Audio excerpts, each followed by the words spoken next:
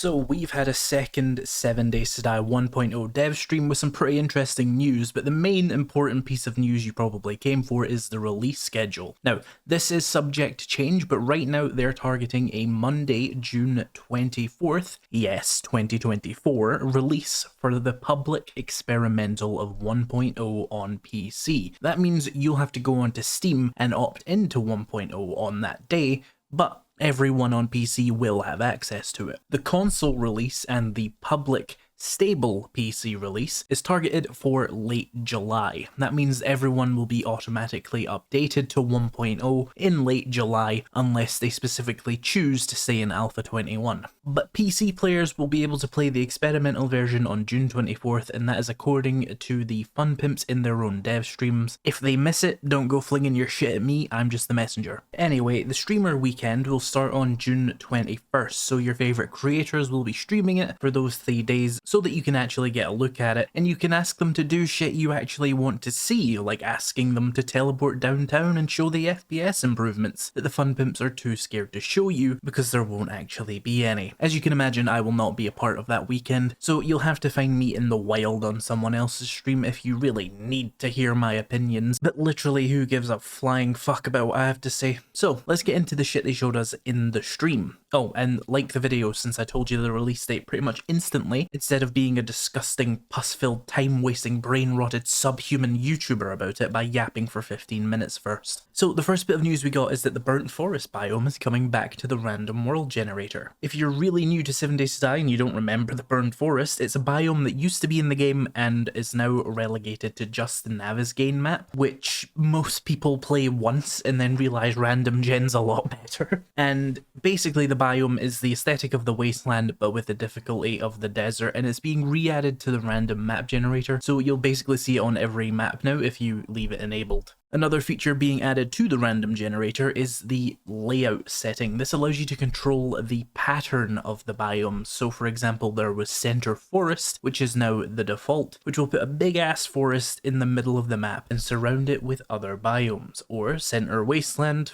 Self-explanatory. There's also the line, which will give you either vertical or horizontal lines of the biomes going in line of difficulty, basically. There was also one called circle, but I didn't quite catch what that does, and there was also just classic standard map generator for us boomers who want an actual random generated map. They've tweaked progression once again, trying to slow it down again. They've made changes to trader quests, so you won't get much better gear from them compared to everything else. Currently, progress is at least twice as fast if you just hammer out as many trader quests as possible, so it looks like they're trying to stop that. They're also removing level 6 gear from the trader and the trader rewards, but allowing it to be crafted with legendary item components, which are found in high level POIs or very rarely in clothing containers. They've reduced the amount of dukes you get from quests by about half, and they've reduced the amount of medicine that spawns. They've also added predictable trader progression, where Rect will be in the forest and he will always send you to Jen, and Jen will be in the burn biome, and Jen will always send you to Bob in the desert, and Bob will always send you to Hugh in the snow, and Hugh will always send you to Joel in the wasteland. Speaking of the traders, they've also added a shitload of voice acting to those characters. They've completely changed voice actors for Hugh, Bob, and Joel, although I don't actually think they showed us the new voices, maybe I just missed that, but I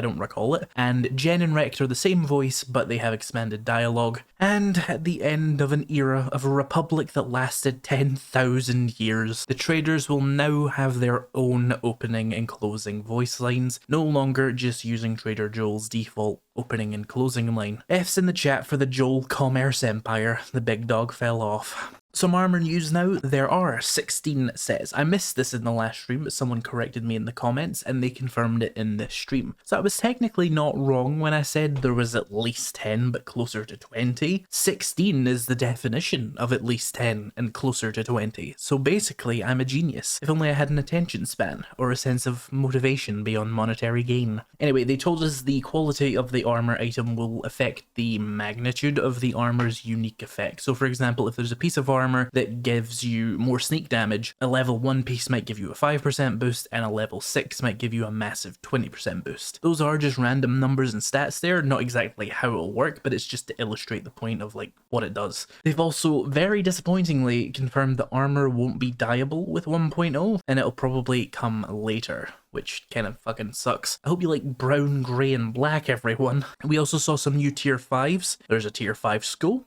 a new tier 5 theatre, a new tier 5 hotel, a new tier 5 football field, which they keep calling a stadium, but I think we fundamentally disagree on what a stadium is. That is a high school football field. And my notes here just say army base.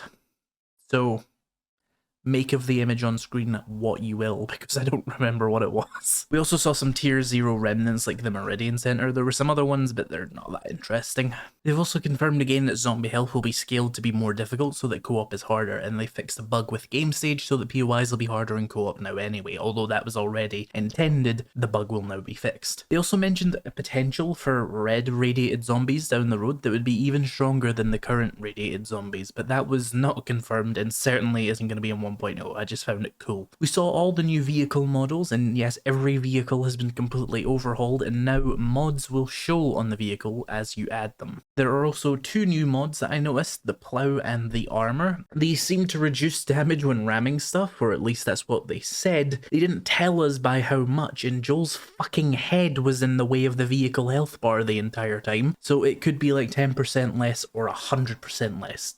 I don't know. At least he censored his fucking butt painting this time. That'll knock like 37 hours off my fucking editing. Anyway, the truck holds 4 people now by default and can be upgraded to 6, which is pretty cool for people on big servers. And the gyrocopter looks really cool now and can see 2 people. That's pretty good looking. The stream was 2 hours long and there was a lot of reiteration and there was a lot of announcing features that are already in the game. They've been doing this for 10 years. It's gonna happen. For example, they kept mentioning things like the fact that now an iron pickaxe will always be better than a stone axe, which has been in the game for like 8 months already. So yeah, however long this is how much information you really needed. I think that is everything. I probably did miss something, so go ahead and watch 10 more of these videos made by other YouTubers, but the important stuff is all in here. Like and subscribe and let me know what you think of the update. Or don't. I actually won't know if you don't tell me, so. Thank you to my channel members and patrons for making these videos possible, and thank you for watching, and I'll see you in the next one.